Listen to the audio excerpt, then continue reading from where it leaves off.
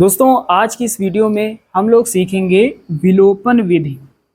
विलोपन विधि जिसको इंग्लिश में एलिमिनेशन मेथड कहते हैं। तो क्लास 10th के बोर्ड एग्जाम में भी विलोपन विधि से समीकरण युग्म को हल करने के लिए पूछा जाता है। तो चलिए दोस्तों हल करते हैं। बहुत ही आसान है विलोपन विधि।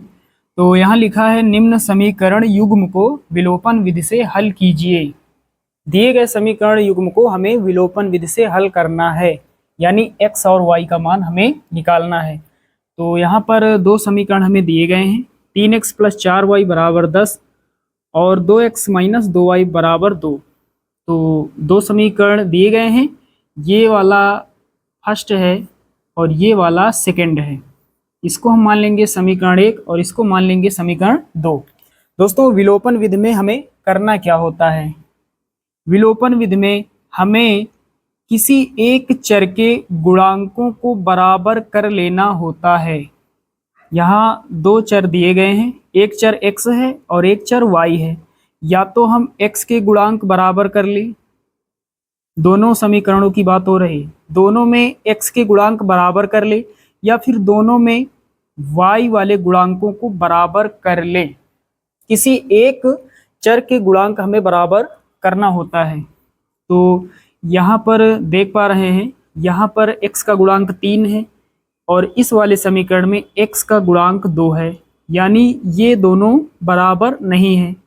यहाँ पर y का गुणांक 4 है और यहाँ पर इस वाले समीकरण में y का गुणांक 2 है, ये दोनों भी बराबर नहीं हैं। तो हमें किसी एक चर के गुणांक बराबर कर लेना है, या तो y के गुणांक बराबर कर ले या फिर x के गुणांक हम बराबर कर लें। चलिए यहाँ पर y के गुणांक बराबर कर लेते हैं। यहाँ पर y का गुणांक कितना है? 4 है और यहाँ पर 2 है। यहाँ 4 है, यहाँ भी 4 हो जाए तो हम किस संख्या से गुणा करें कि 4 हो जाए? तो यहाँ पर 2 पहले से है, यदि हम 2 में 2 से और गुणा कर दें तो 4 हो जाएगा। तो इस समीकरण में हम 2 से गुणा करने वाले हैं, तो यहाँ लिखेंगे समीकरण ये दूसरा है तो यहाँ 2 लिखेंगे। समीकरण 2 में 2 से गुणा करने पर, चलिए सबसे पहले समीकरण 2 में 2 से गुणा कर देते हैं। तो यहाँ पर 2 से गुणा होगा तो 2 दूना 4x हो जाएगा।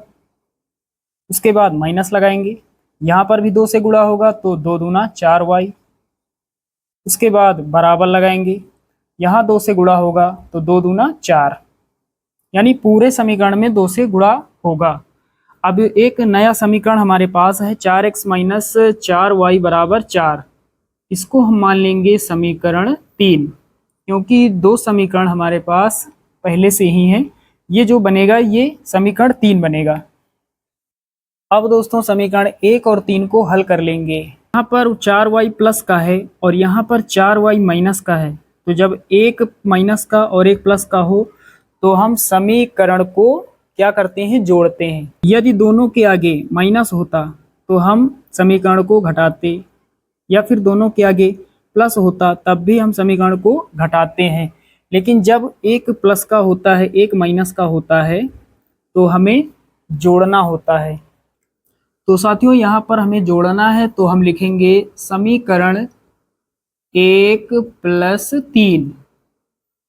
समीकरण 1 में 3 को जोड़ने पर, समीकरण 1 में 3 को जोड़ने पर, या फिर समीकरण 3 में 1 को जोड़ने पर, तो दोनों को जोड़ देते हैं। तो पहले समीकरण 1 लिखेंगे 3x + 4y = कितना? 10। समीकरण 1 में जोड़ना है 3 को, तो 3 को लिख लेते हैं। समीकरण 3 है 4x - 4y = कितना है? 4। ये है समीकरण 3। चलिए दोस्तों अब जोड़ लेते हैं। दोस्तों जोड़ने पर चिन्ह में कोई परिवर्तन नहीं होता है। 4 के आगे प्लस है तो प्लस ही रहेगा, 4y के आगे माइनस है तो माइनस ही रहेगा, 4x के आगे प्लस है तो प्लस रहेगा। चलिए हल कर लेते हैं। 3x में जोड़ देंगे 4x, 4 3 7x, प्लस का 4y माइनस का 4y ये कैंसिल आउट हो जाएगा, बराबर लगाएंगे। 10 प्लस 4 14 हो जाएगा। अब हल कर लेते हैं, 7 1 के साथ 7 दूना 14, तो x बराबर कितना हो जाएगा 2। तो साथियों यहाँ पर हमने x का मान निकाल लिया है। अब हमें चाहिए y का मान। तो y का मान कहाँ से निकलेगा? 3 समीकरण है हमारे पास, समीकरण 1 2 और 3, तीनों में से y का मान हमें मिल जाएगा।